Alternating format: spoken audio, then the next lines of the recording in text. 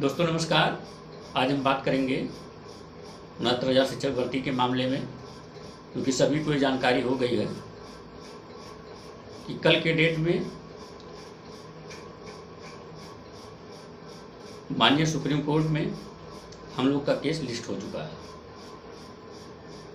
और सभी को धैर्य बना के और एक साथ होकर के इस लड़ाई को लड़ना पड़ेगा, क्योंकि यहाँ से हमारे पास और कोई और रास्ता नहीं है। रास्ता होने का सेंस मतलब ये है कि ये लड़ाई सिर्फ इस भर्ती की लड़ाई नहीं है कि यहाँ से हम हार जाते हैं तब भी कोई दिक्कत नहीं, जीत जाते हैं तब भी कोई बात नहीं। यदि यहाँ से आप हारते हैं तो आपकी पूरी नस्लें खराब हो जाएंगी, फिर दिक्कत का सामना करना पड़ेगा। आप तो करेंगे ही करेंगे, आपकी नस्लें भी करेंगी वो दिक्कत। इसलिए आप इस बात को समझ करके ये काम करिए। आप समझ लीजिए कि माननीय सिंगल बेंच, माननीय डबल बेंच में जिसने मजबूती से पैरवी किया हो, उनको सब लोग बहुत अच्छे से जानते हैं, जिसका नाम है भाई सुशील कुमार और भाई भास्कर सिंह यादव।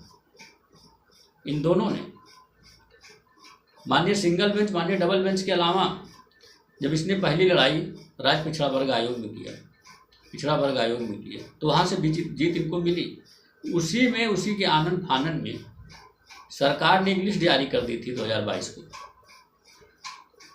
कुछ लोगों की लिस्ट जारी कर दी थी।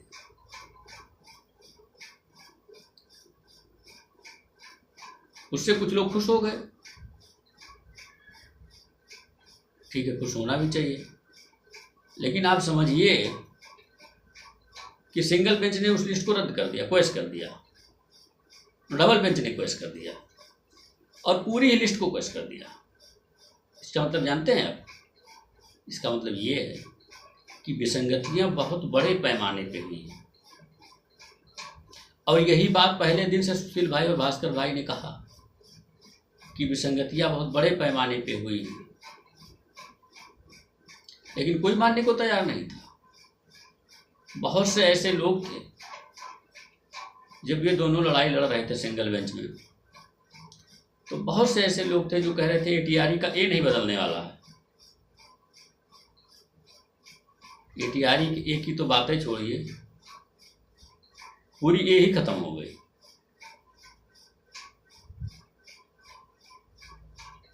तो जब इस बात को आप जानते हैं कि लड़ाई पूरी ईमानदारी से यही दो लोग लड़े हैं और आज क्रेडिट लेने के लिए हजारों लोग तैयार हो गए, ले लो क्रेडिट, अच्छी बात है, लेकिन कम से कम इस समाज को तो गुमराह मत करो कि अपना बनाने के चक्कर में लूट मचाए हुए हो एकदम। सुप्रीम कोर्ट में किसी वकील को हायर करना, आप समझ रहे हैं कितनी बड़ी बात है। उनको कैसे कितना अमाउंट पेड करना पड़ता है।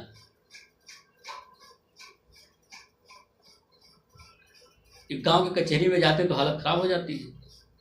अब आप समझिए कि वहां पे सबकी सहायता ना होगी, सबकी मदद ना होगी, तो कैसे क्या हो पाएगा फिर।